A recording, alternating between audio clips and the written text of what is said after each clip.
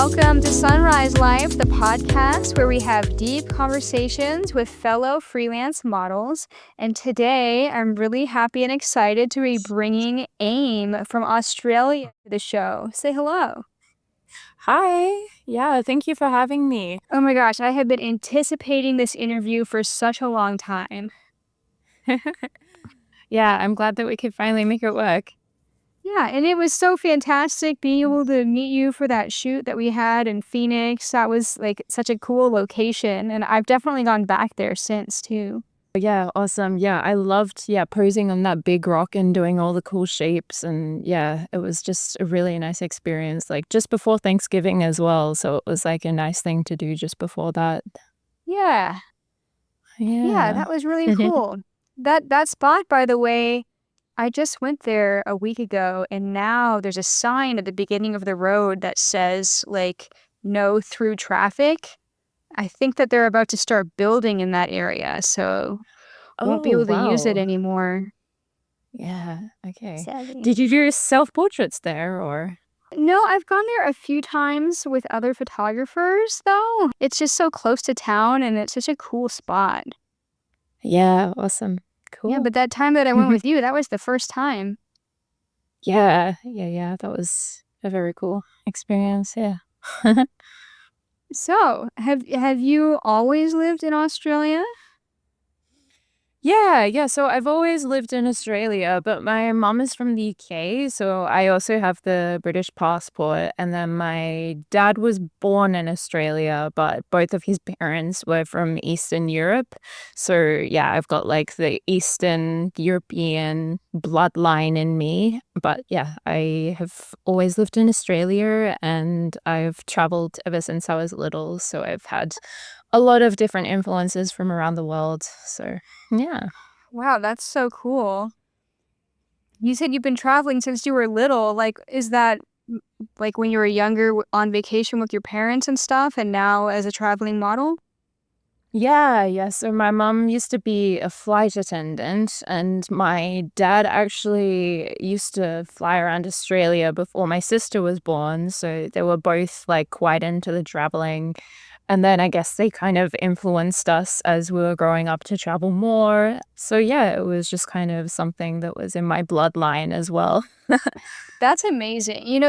I feel like that's really rare today. A lot of people don't do that. Yeah. Yeah, I feel pretty lucky to have that kind of influence from when I was young. Yeah. What are some of your favorite places that you've traveled to? Yeah, I mean, that changes because there's different things that I like about the different countries. There's different places that I want to go back to. There's places that I've explored a lot. There's people that I really liked. Yeah, there was yeah, I love hiking as well and also learning about the culture.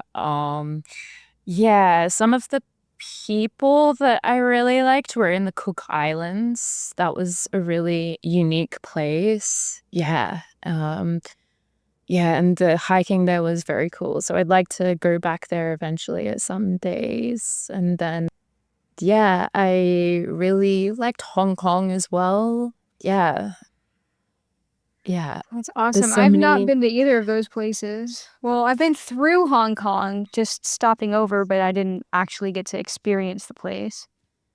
Yeah, it was nice to be there with my mum in December just for about a week. So, yeah. That's rad.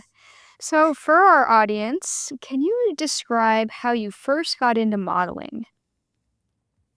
Yeah, so when I was little, probably about age 12 or so, I was seeing a friend of mine from a city about 3 hours away build up their portfolio, and it seemed like they were getting in touch with different people, getting into modeling, and I was just really interested to learn about how the industry operated because I grew up in a very small area and I kind of just expected that the industry would work with people who talent scouts, like they would find models in cities and then that's how they would kind of get into this industry.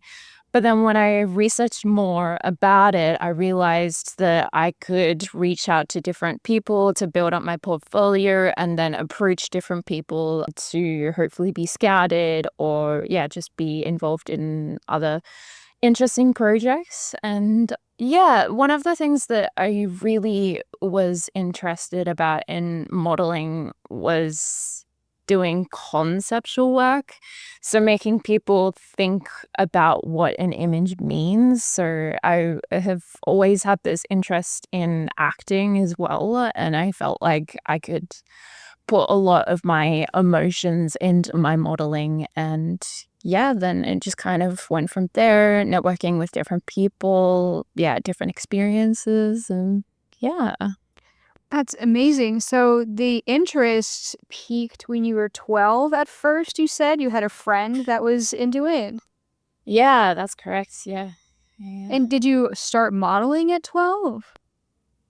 Yeah, so I was building my portfolio with different local photographers. And then, yeah, I was just like messaging different photographers, trying to see if there was different opportunities. And then, yeah, I was offered work in Canberra and Melbourne and Sydney.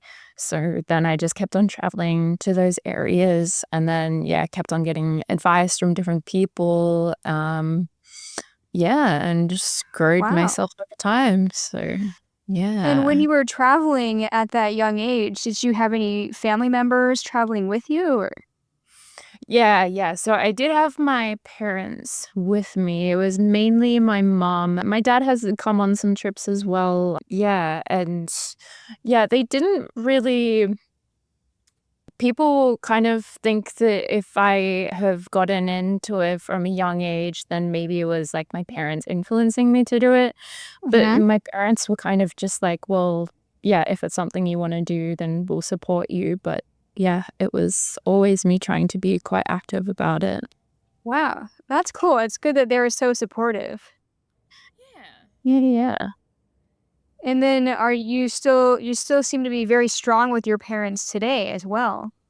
Yeah, yeah, yeah, yeah. It's nice that I can talk to them about, yeah, what I'm going through and do trips with them as well, so, yeah. That's amazing. That I mean, a lot of people, especially a lot of the models that I talk to on this podcast, their parents have like they struggle to understand like what their daughter is doing or why they want to do it. So it's really refreshing that you have parents that sound like they're really accepting and really supportive. Yeah, I think, like, when I started doing art nude, they were a little bit confused or weren't too sure what to think. But, yeah, then they started realizing how well I was doing in it and, like, the types of quality of work that I was getting involved in. And, yeah, my dad is happy to see me being published and, yeah, they like how I'm living my life. So, yeah, there was times where they maybe didn't wanna know so much about it, but they were just, like, more concerned that I was happy and safe and yeah. That's good. Yeah, I mean, it's understandable for parents to be a little bit confused about the nudity. My parents definitely did not like it, but it sounds like they at least kind of understand. And what percentage of the work that you do today would you say would be artistic nude? It's probably quite a large part. Yeah, but I guess it's my style of posing is quite dynamic in terms of when I'm wearing different outfits, I feel like different characters. But then, yeah, with the art nude, I'm more thinking about different shapes. And yeah, so I guess art nude is primarily I guess, my specialty. But I do also really enjoy doing fashion and portraiture and yeah. Yeah, and as I'm looking at your photos, that really does translate. I can tell that like a lot of the nude work that you do is very like shapely and emotive and yeah, exactly. Like I'm just kind of looking at all your stuff right now. And you can do a handstand. Like that's amazing. Yeah, yeah, thank you. Yeah, I always try and like develop the way that I can use my flexibility and contort myself and just like think about the different ways my body can move. Yeah. I'm Yeah. loving all these underwater photos, especially. Yeah, that is definitely one of my favorite types of shoots to do. I always really like having a challenge in photo shoots. So, yeah, when it comes to underwater, it's just like everything else you have to think about the breathing, the relaxing, yeah, like the gravity that you have, like how you float, and yeah, how everything just slows down. Yeah, it's such a nice vibe to be in. So, yeah. So I'm curious, at like over here in the United States, Model Mayhem seems to have been the most popular platform for finding work. And I see that you're also on Purpleport and these other portfolio hosting sites. Which one of Mhm. those did you sign up for first? Yeah, it was definitely Model Mayhem, and I feel like Model Mayhem is probably a bit more over a lot of different countries. I feel like it's been around for quite a long time. But yeah, then different countries have their own platforms. It seems like Germany, they have their own. And Purple Port is from the UK, so a lot of people in Europe also use it as well. But yeah, I feel like Model Mayhem, Purple Port are the main platforms that I use to connect with different people. But then yeah, Instagram is a big part of it as well. Yeah, definitely. Yeah, and the Instagram really changed the game. It changed the way that people shoot and the way people communicate and everything. Yeah. Yeah, Yeah, yeah. totally. Yeah, I have a Purple Heart, but I almost get no messages on it because over in the US, there's not a lot of people using it. So it's interesting to hear like in other countries that there's different like platforms that more people use. Yeah, yeah, yeah. I felt like I was relying a lot on Model Mayhem when I was starting off, and then I kind of didn't really want to use Instagram for a while because I almost didn't really like the hype that, but then when I realized that I got it, it was such a important thing to have. Yeah. Cool. So I see on your link in your bio that you also have La New Agency in Australia. Tell me about that. Oh, yes, okay, yeah, I have been part of them, but then just in December, I stopped being with them, so I need to change that in my bio. But yeah, no, I really enjoyed being part of that agency. It felt really special to be part of an agency designed for art nude. Like, it felt yeah, the it was something that showed that art nude is something that should be backed and people should care about it and taking it seriously. Yeah, and yeah, having the support of people that understood what I did, and I could also focus on all of the other admin, taking care of myself, and then I would just be able to show up to different shoots. And yeah, I really am thankful for the people that support me in different areas of my admin because yeah, there's so much to handle and Yeah. yeah. That's awesome. So you recently are no longer represented by them, but it sounds like it was a positive experience. Yeah, yeah, it was. Yeah. I've seen different agencies pop up around Art Nude, but I felt like they were, yeah, bringing kind of a different level to Art Nude agencies. So, yeah, that was cool to be part of.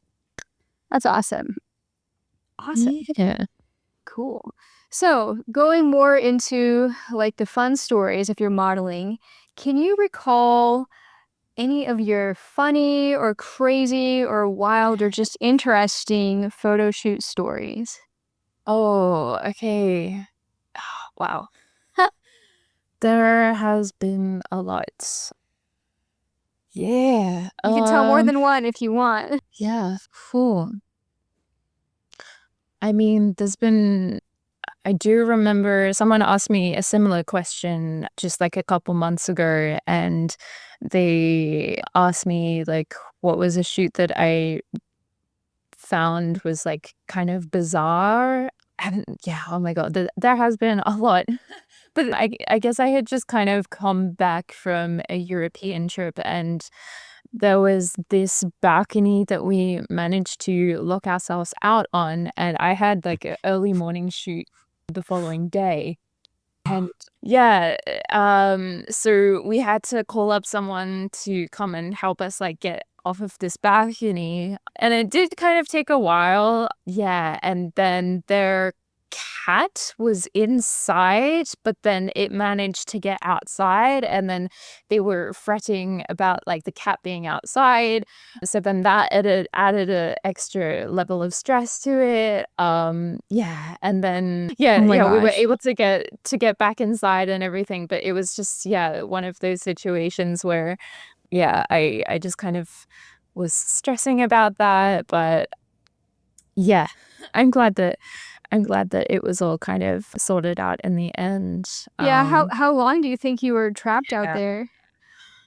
Oh gosh. I think it did end up being like just over past midnight. But yeah, I was glad that I was able to I was like worried that I'd have to like sleep out on the balcony, and he was kind of making jokes about that, which kind of like added to an extra stress of it. But I just held tight and got through it. So So was yeah. it a friend that came up or was it the hotel staff that got you out or? Oh, so I was shooting with this photographer on his balcony, Ah. and his friend had a spare set of keys, and apparently it Oh. was like the first time that this had happened. So yeah, that's why he had the keys of someone else. So Oh yeah. my god. Well, I'm glad that you guys had your phone out there so that you could at least call to have Yeah. somebody come. That Yeah, that sucks. yeah. You were able to make your morning shoot the next day? Yeah, it was good. Yeah, that was a nice experience. Yeah, working with a makeup artist as well out on the beach. So that was in Nice. Spain. Yeah, yeah. But I can remember also some experiences where it was almost quite dangerous in terms of the posing, but yeah, we recovered well. Yeah, my gosh, there's been a lot. Yeah, yeah. Anything else come to mind that you want to share? Yeah, I was working with a model, and there was this big kind of like telephone pole that was over this big pond. And we both kind of had to go out on posing on the very end of it.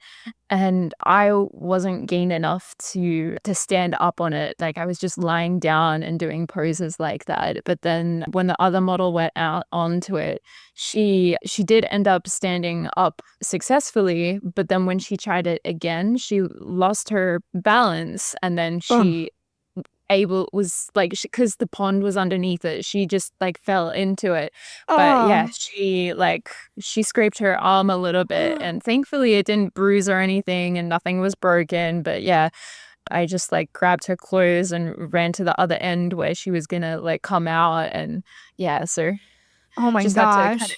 get through the shock of it. But yeah, she was in really good spirits about it. And yeah, Was the yeah. water cold? Yeah, it was. Yeah. Oh But man. yeah.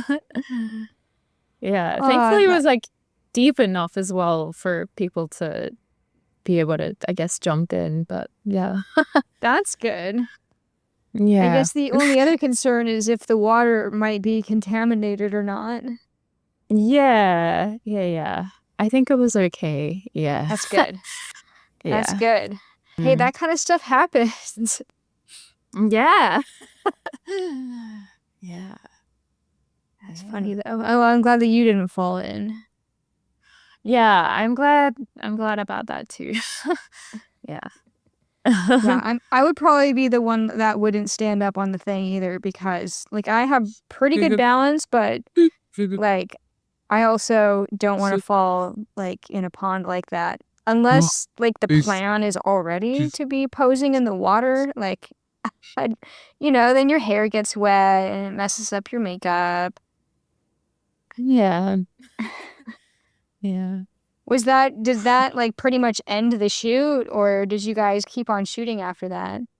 From memory, I think we did continue to shoot, but yeah, we just had to, yeah, make sure that her nerves would calm down, and like we just wanted to make sure that she was okay and support her in the best way possible. But she was like, "No, I'm fine. Like I'll continue." And yeah, Yeah, maybe yeah, she was a little bit embarrassed because she fell.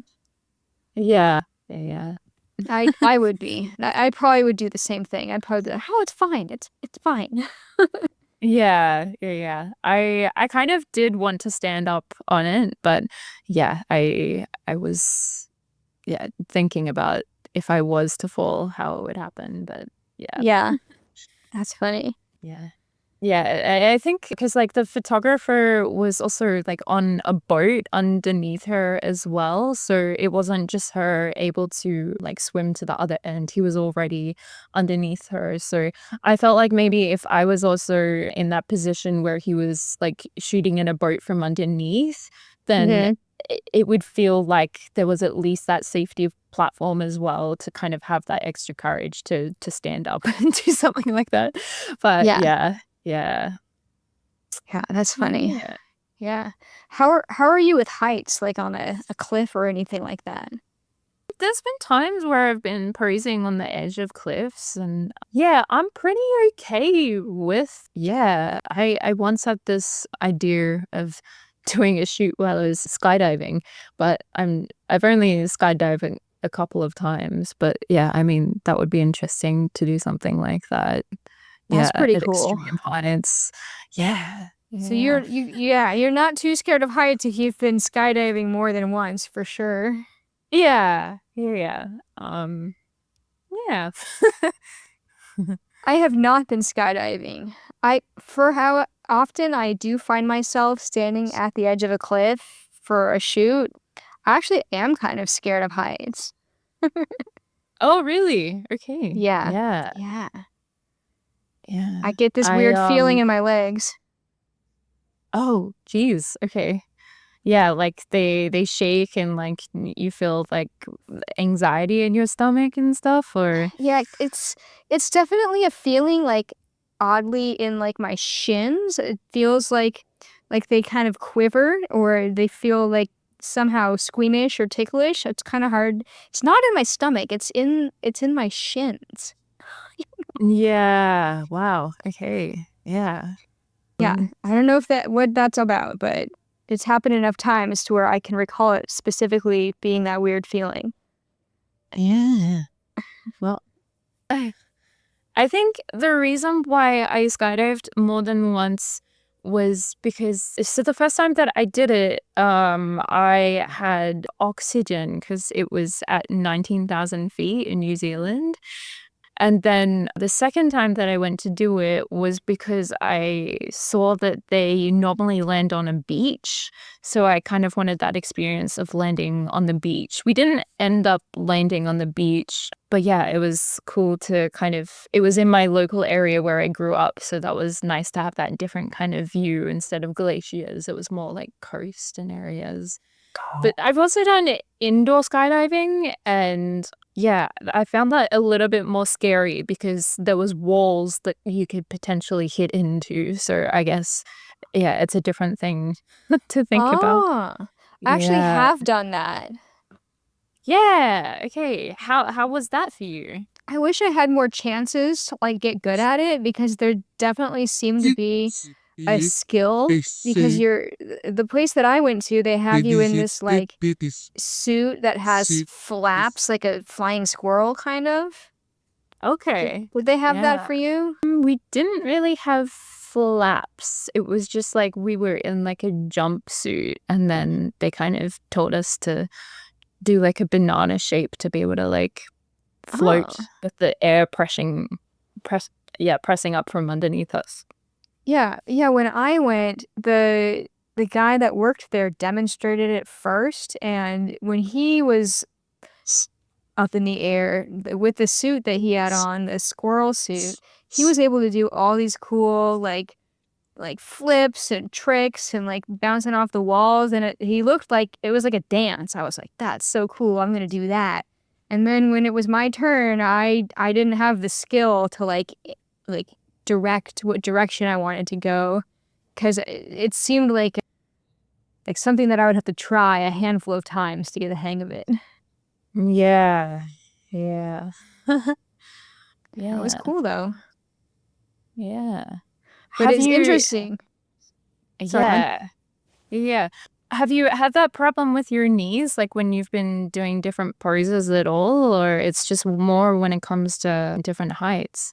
Oh yeah, the queasy feeling like I get when I'm Yeah. near a cliff edge. It's definitely like a fear of heights thing. It is a Yeah. it's a strange sensation once I get close enough to the edge, like I call it the heebie-jeebies. Like it just Yeah. feels like my body is telling me like don't fall off the cliff.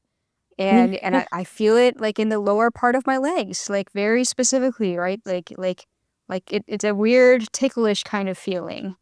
And Yeah. anybody listening to this podcast, I mean, I hope that I don't sound crazy by describing that, but I still do it. Yeah, I still pose close to the edge if it's safe enough. I don't want to do Yeah. any. I'm not like I don't want to die. I'll make sure that it Yeah. doesn't look Yeah. like it's going to potentially topple over. Yes. Yeah. And most Mhm. photographers are wary of that. But sometimes I'm working with a photographer that kind of wants to push the limit of safety. And I feel like that's not cool. Yeah. I want to take a short little break to tell you about Model Society. ModelSociety.com is a website dedicated to featuring figurative fine art photography for models and photographers. What makes them different than other portfolio hosting websites is that some of those other websites will still host kind of tacky photography or exploitative photos. Model Society screens all of their contributors for quality and authenticity. So you only get the best of the best on there. If you're not a photographer or model, you can still enjoy and appreciate Model Society because they also have newsletters and magazines featuring their best work and new articles each week. Check it out, modelsociety.com. I will also include a link to Model Society in the show notes. All right, now back to our show. Yeah. So with all of your traveling, you're based in Australia. I see that you're going to be in New Zealand soon, and you have a trip to Bali coming up. Tell me about how frequently do you travel? Yeah, so this year I've started to kind of take a bit more breaks between trips, but in the past it was very rare for me to be in one place longer than 2 weeks. So yeah, I was always trying to dedicate a week to each city that I was in, or like a week to each country if I was going to be like traveling through Europe, or like to 1 week in different states, if I was in like America, or Mm-hmm. provinces if I was in Canada. Yeah, so it's pretty frequent when that I was traveling, and I'm just kind of starting to get used to the fact that I do have a bit of a wardrobe that I can put my clothes into. But Oh, yeah, there's definitely been a lot uh to think about in terms of organizing where I'm gonna stay, like how I'm gonna get to different places. Yeah, just like organizing my mental health and my physical health, and yeah, all of those different things. So yeah.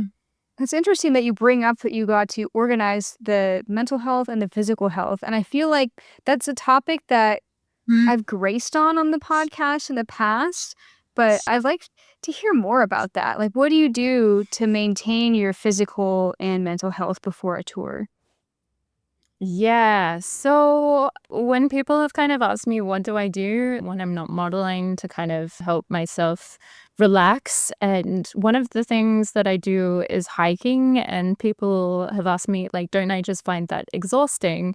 And I mean, in the past and definitely on some particular shoots where I'm using my muscles a lot and contorting myself, then I do kind of ache from that. But when I'm hiking, I feel like it triggers a different sense of mental state, and it's also using different muscles as well. And yeah, when I'm running as well compared to hiking, it just like activates different things in my body, and it kind of does feel like I'm releasing stress and just being able to go inside a different zone in my head and also kind of disconnect a bit from being like on social media and stuff. Yeah, and then also attending different classes. So I do a lot of Pilates and yoga, also doing like different aerial stuff, and yeah, learning about different things that yeah, will help me think about things in different ways.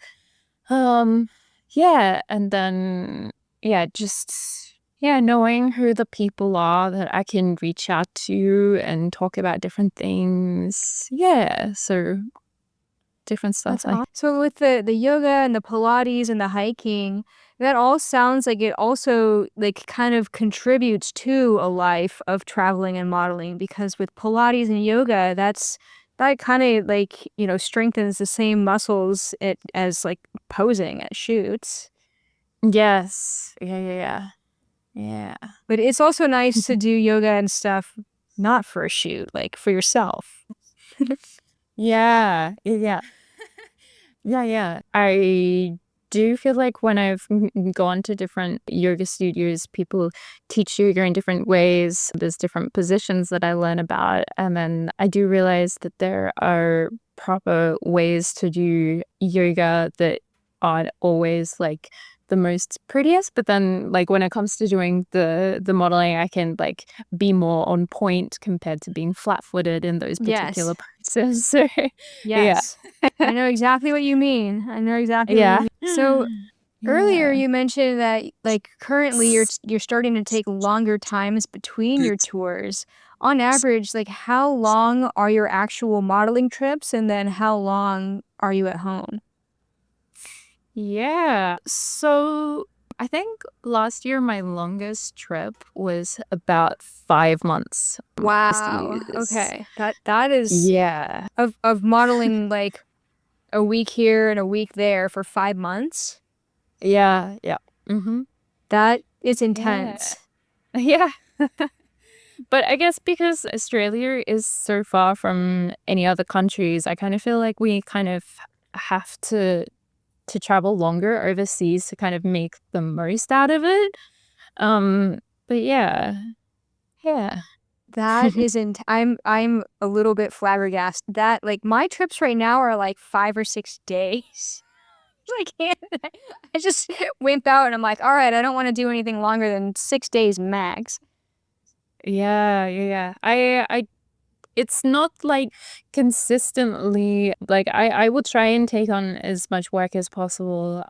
But I also do try and incorporate days where I'm hiking to have those days off Yeah. to be able to like regain myself and get back into the work state of flow. Yeah, so yeah, when I'm on the road, I have to think about that balance as well. Yeah, Yeah. especially for like a 5-month trip, that's like almost half of the year. That's a very Yeah. significant portion. You almost have to have like a whole routine and lifestyle just for the traveling life.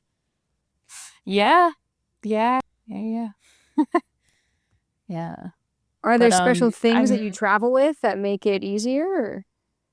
I do like have a neck pillow and like a eye mask. What else do I have? I mean, I've got like my earbuds as well when I'm like on buses and stuff trying to listen to different things.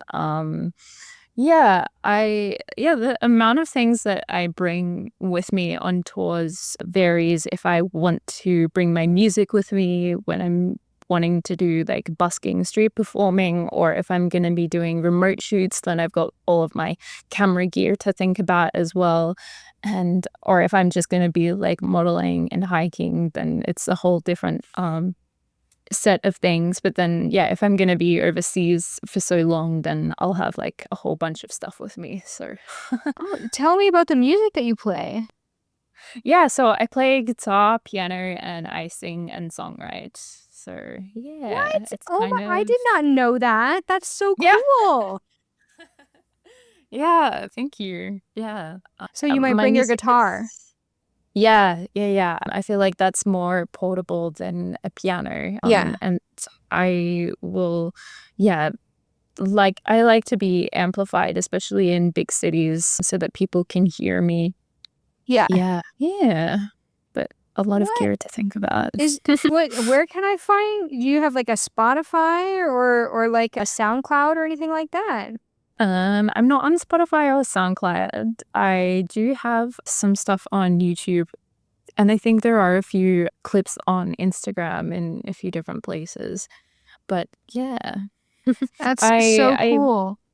yeah, it's nice to be able to see how different people react to art and different art forms throughout the world. So like not just how different people in the modeling industry approach taking photographs and what they like and stuff, but also just like performing on the streets and seeing how people turn their heads or listen in particular ways to what I'm performing and seeing how they receive that as well. So yeah.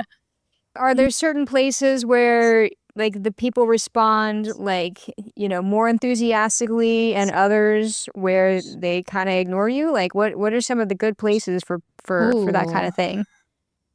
Oh. I actually felt like there was a really nice vibe in Poland. Huh. They just felt, yeah, very open and warm. But sometimes, like, if I'm performing in places where you wouldn't really expect it, then they kind of appreciate you a bit more. But it is always good to, like, think about the foot traffic and what time of day it is and what day of the week it is and stuff to be able to have a good audience as well. Yeah, that makes Yeah. sense. Yeah. That's so cool. Yeah. Okay, I'd like to ask another question that I also ask everybody on the show, and it's called the Rising Phoenix era of your life. Yeah. Can you, yeah, can you describe a situation where you were faced with some kind of a challenge that you had to overcome? Yeah. I feel like modeling has definitely changed my life and how I live it a lot. There has been a few different things that I've been thinking about for this question. And I think that I used to have a bit of a confusion around my body and my self-image before I got into modeling. And I did actually feel like some people talk about body dysmorphia, where they're not too sure what their body really looks like because they see themselves in so many different ways.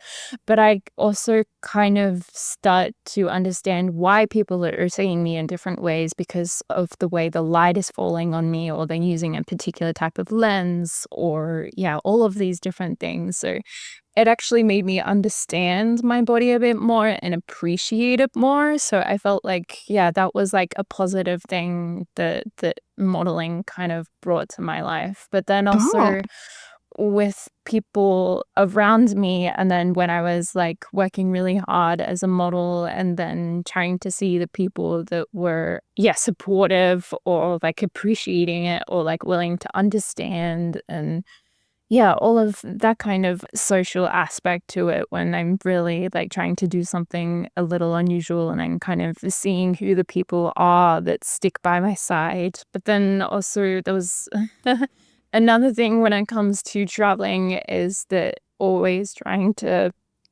like, I always try and go to different areas that I would want to to be as a tourist anyway, but then also try and have like the income as well. But then there's also that balance of like how much money do I need in different areas to be able to continue to support myself. And there's been different locations that I have scouted overseas where there aren't many local photographers to work with, but then I find out that there's good reception there, and then I can just use my camera to shoot remotely in these different places.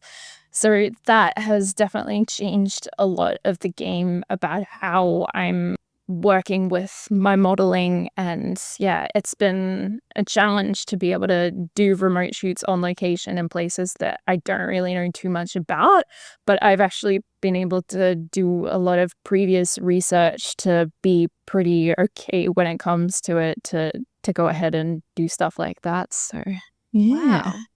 So it sounds like the modeling that you've gone through, like starting before you started modeling, you had a bit of body dysmorphia that getting into modeling helped you overcome. And it built your confidence up in a way that you turned modeling into your, like, I can tell you're very, very passionate about what you do to the point of going somewhere, even if there's no photographers to work with, because you're like, well, I can scout the location and I can like show people what it's like so they can come here and shoot me. So that's very inspiring. Like that's definitely going like way above and beyond the amount that many people would want to do to like dive fully into this passion. Yeah, thank you. Yeah.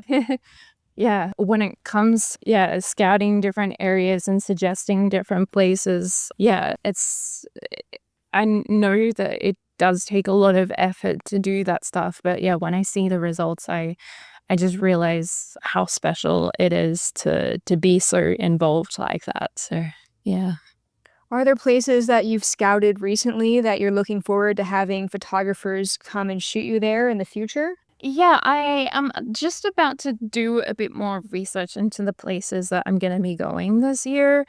There are some parts around Europe that I feel would really suit well, because the last time that I went to Europe, I was in Gibraltar, Andorra, and Monaco, and they're such small countries, but I still really wanted to work in those places, and they had great opportunities of working at waterfalls, and there was this bunker that was really good at sunrise, and there was like the Gibraltarian rock in the background on one side, and then on the other side there was like the continent of Africa in the background, but then also like the most southern part of the continent of Europe as well. So that was just like a great prime location to be able to have this great lighting and like all of these different aspects around. And yeah, Wow.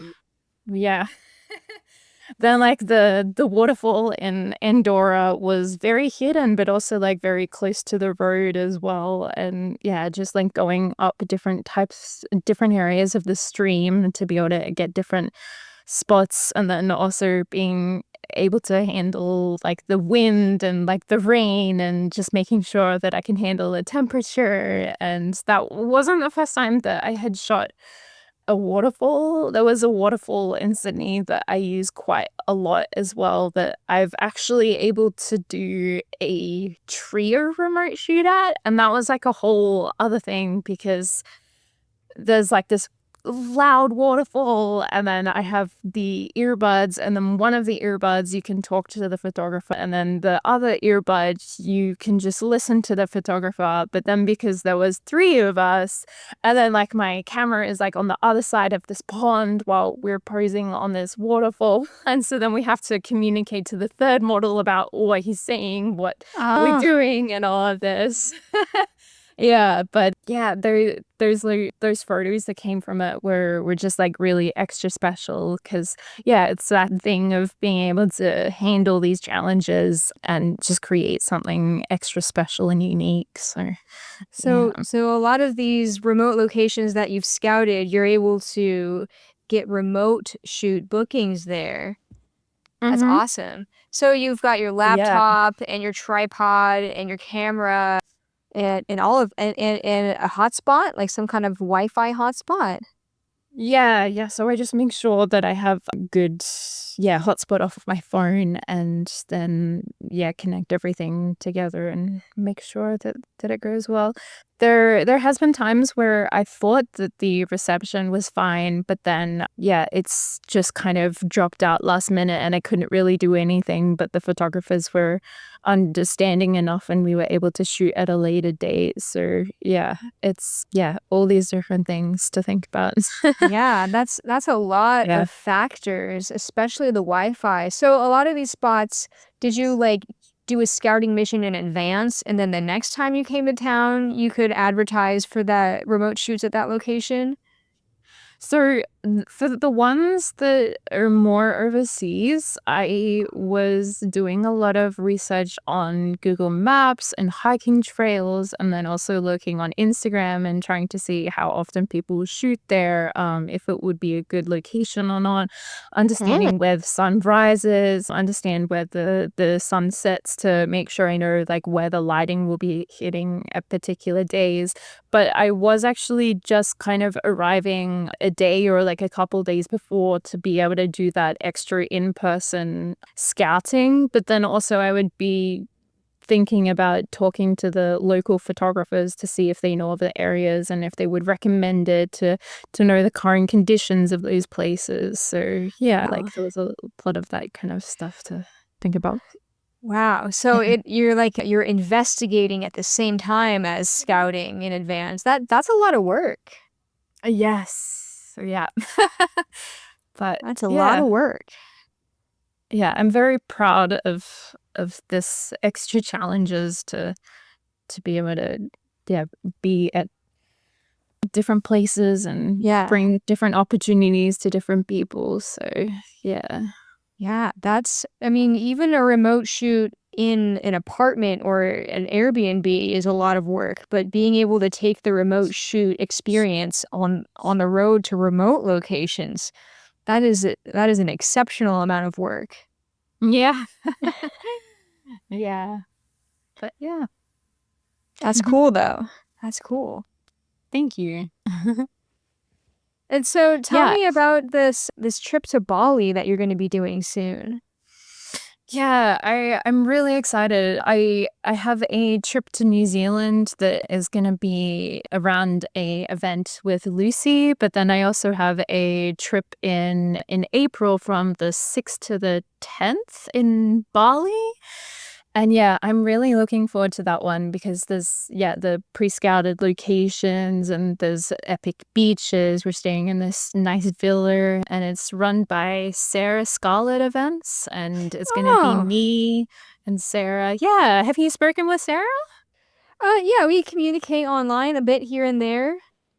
Yeah, awesome. Yeah. I'm really looking forward to it because, it's going to be a great group of people. And we also have a local model as well, which means that we kind of get a deeper sense of what the area is like, a bit more of the culture and not just being trapped in like tourist zones and like, Yeah. really being able to connect in that deeper way. So, yeah, I think we actually already have quite a good group at the moment, but we realized that we could probably have maybe one or maybe even two people, and people can bring along their partners as well. So, yeah, it's like a very nice experience that would be cool to see if anyone else wants to join in on. So, yeah. Yeah, anybody listening, if you want to go on an amazing epic adventure to stunning beaches in a tropical location, that is a great opportunity. Yeah. It'll be cool to see who else wants to join. We do have like a few people that have been umming and ahhing about it, and I hope to hear Mhm. from you guys as well. But yeah, if anyone else wants to find out more about this, it would be lovely to see you there. Yeah, that's amazing. So from an I'm as I'm Yeah. thinking about this, like you've got all these locations that you're going to, you scout the remote locations and all these stunning places in like Europe and throughout the world. from an outsider's perspective that hasn't had an in-depth conversation with you like this, it might sound to them like, oh, she just gets to travel and be beautiful. And after talking to you, it just you can definitely tell that this is not easy. This is a lot of effort. It's even the preparation in advance, because you're going to be on the road for up to 5 months of, maintaining your physical and mental well-being. It's a full lifestyle. Yeah, definitely. Well, thank you for giving me the chance to be able to talk about it like this. And yeah, I have thought about going a bit more deeper into not just talking about the highlights, but actually, being able to talk about a bit more of like what happens behind the scenes. So yeah. Yeah. And looking at your links that you have on your link tree, it looks like the photo shoots, the remote shoots, and the shoot events that you participate in, that is, aside from any busking, all of your income. Is that correct? Yeah. This is my full-time job. I've had the odd door knocking job for a couple of weeks, so like flyer distribution, which kind of felt like urban hiking for a bit during COVID. But yeah, this job has been my full-time thing for a long time, and yeah, it's nice that I can do that. A lot of models that I talk to also have like a Patreon or an OnlyFans that trickles in some income as well. And that's the main reason I started a Patreon back in the day, is because having the lifestyle of photo shoots with photographers being your main income is a lot. It puts a lot of. Do you feel like you have a lot of pressure, like when you're booking these tours, to like, advertise and fill your schedule as much as you can? Yeah, I do feel that pressure, and yeah, it can be a whole list of communications and planning. Yeah, and I have thought about creating a Patreon just for my self-portraits. I feel like if I have an area where I can focus more on that specifically, then I think that I would do that. But then I guess it's just like a whole other admin thing that I have to think about. So Yeah, yeah. it's true.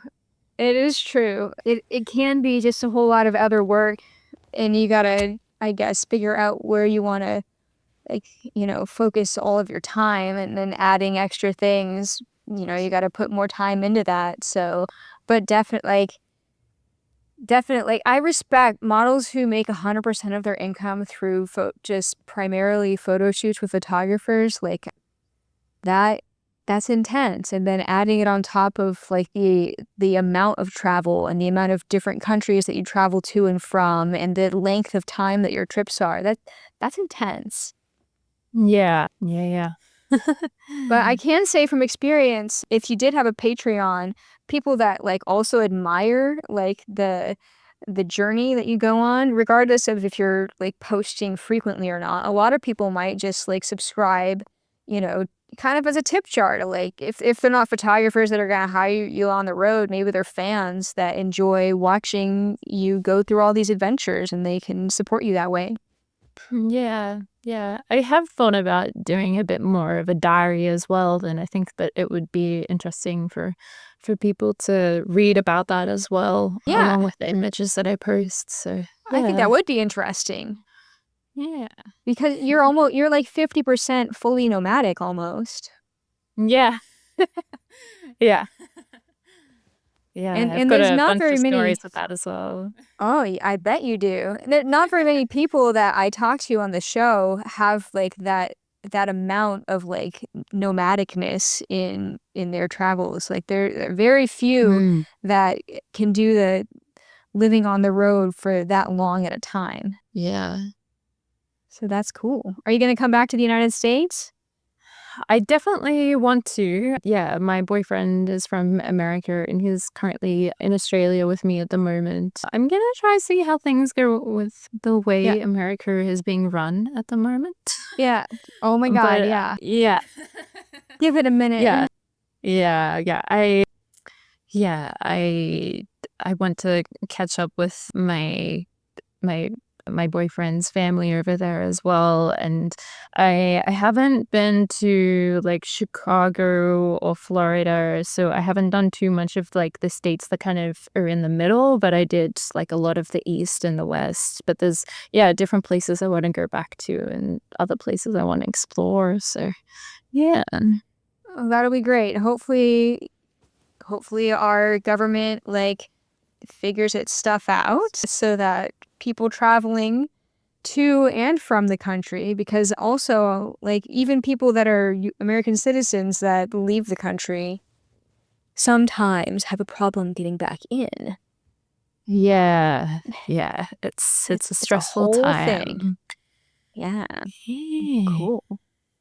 Yeah. Well, we're coming up close to our hour. Is there anything else that you have coming up, I guess, beyond the Bali and New Zealand trips that you would like to advertise for people listening? I mean, yeah, if you've liked hearing about like the remote shoots and if you haven't done one before, I can send you links about how much control I can give you of my gear and how much planning we talk about before going to do the shoot as well. So I feel like it was a thing for people to do in lockdown, but then also if people can't travel for whatever reason, or like if they have health problems that they wouldn't actually be able to physically go to these places, then at least I can bring you there through my technology. So yeah, if you want to know more about that, you can contact me. But yeah, I definitely hope to be part of some more events in the future because there's been some great things coming about and they've been getting very popular and I really like helping advertise them as well. And yeah, it would be cool to see what other epic opportunities come about. So yeah. Yeah, that's awesome. Yeah, that's great. I hope anybody listening that wants to participate in these remote shoots, like hit up AIM because she already has the system down. All you got to do is like get in touch, and then I'm sure on their end, all they really need is a internet connection and probably a computer. Yeah, that's correct. Yeah. Yeah. Cool, easy peasy, and then Yeah. you could shoot stunning locations on the other side of the world without having to leave your house. Yeah, That's yeah. Have awesome. you been looking into doing that as well? Because I saw that you've been doing some epic self-portraits and you've always got locations around you, it seems. So, Oh, yeah. yeah, thank you. Okay, that is a whole thing for me. I have considered doing remote shoots, but because I already enjoy self-portraits and I have an avenue for income from the self-portraits through my Patreon, I haven't really like advertised much. I've never done a remote shoot. Now I have an apartment. Like when the pandemic happened, I was living in a van. And my life was very much fly by the seat of your pants in 2019 and 2020. And when I was living in the van, I never really knew if there was going to be a good internet connection in the next area that we went to. So I didn't really do remote shoots back when everybody was doing it. I focused more on generating income through my Patreon and my OnlyFans at that time. And it seems like a lot of traveling models that couldn't do in-person photo shoots kind of went one route or the other or both with the remote shooting and or having a subscription site of some kind. So I'm just really glad that technology exists. But I like maybe one day I will get into remote shoots, but at this time I do really enjoy like having the rights to the images and editing them and being able to also profit off of them on my Patreon. Whereas if you're giving the copyright to somebody else, then I'm sure it really depends on the person that you're working with, like what the arrangement for the ownership of the images is. Yeah, yeah. Yeah. It's been interesting that I've been able to shoot in different places, but also like the perspectives of how the photographers want to shoot in those areas and how they edit them as well. I also feel like I quite learn from that, and it's quite different from doing self-portraits as well. But yeah, your self-portraits are really cool, so I would love to see some more stuff from you and what Aw. you do in the future. Thank Yeah. you. Yeah, a lot of the spots that I like going, like out in Utah and stuff, there's definitely no reception. So I would probably have to get some kind of a satellite device if I wanted to have internet out there. Yeah. Hmm. Yeah. Yeah. All And right, your Aim. underwater stuff is very cool Oh, as well. When you were telling thank me you. about Mexico, that was, yeah, and like the water quality there, and yeah, that I would love to see some more stuff from that, and hearing about your experience with what was it? I can't remember what country you're in, but you were telling me you were swimming with a manta ray, which Oh, a sounded so cool. stingray. Yeah, Yeah. Oh my yeah. gosh. Yeah, that was in Tahiti. That was really cool. I mean, Tahiti is closer to you than it is to me. Maybe I'll give you that photographer's information if you want to go over there. Yeah, that would be cool. Yeah, I've done more pool stuff, but I really want to do some more in like natural waters. And yeah, in the south of France there was some cool like cave crevices that we were doing some things in, and yeah, I just want to keep on doing more underwater. And yeah. Yeah, once you start doing underwater in like nature spots, then it just kind of like I still shoot in pools too, don't get me wrong, but like the having like some rocks and grass and stuff is really cool to pose in. Definitely that open space, and thinking about how the different light is and the sand you can play with as well. And Yeah. yeah. Have you ever been to Mexico? No, but I would absolutely love to go. Yeah, I was thinking about going, but yeah, it would be really cool too. It's Yeah. pretty awesome. And Yeah. underwater trip. I'm actually going to be going back to the cenotes in Mexico next month. So I have Oh. not been in a few years. So I haven't, the cenotes change a lot. They seem to, the last few times I went, they got more and more popular and like they change a lot. The staff changes. Anyway, so it'll be interesting. I guess I'll report back and let you know like what's going Yeah. on with them if you want to plan a trip to Mexico. Yeah, that would be epic. Yeah. Yeah. Hell yeah. All right, Mm. Aim, we're about at time. Is there anything else that you would like to share on the podcast before we say goodbye? I just want to say thank you so much for bringing your podcast to different people. Yeah, because it's really nice to hear different people's experiences and perspectives. And I know that a lot of photographers enjoy listening to it as well. Yeah, so yeah, thank you so much for doing this. Oh, thank you. Thanks for saying that. I appreciate it so Yeah. much. It is it's an enjoyable experience being able to just have conversations and then share them, and then like every so often somebody will message me on Instagram saying that they just heard about the show and that they love it. So that keeps me going. Yeah. Yeah. Cool. Well, all right then. I'm going to let you go now and I'll follow up with you pretty soon and we'll get this podcast coming out on Thursday. Yeah. Okay. Awesome. All right, Thank you so much. Chat with you later. Bye-bye.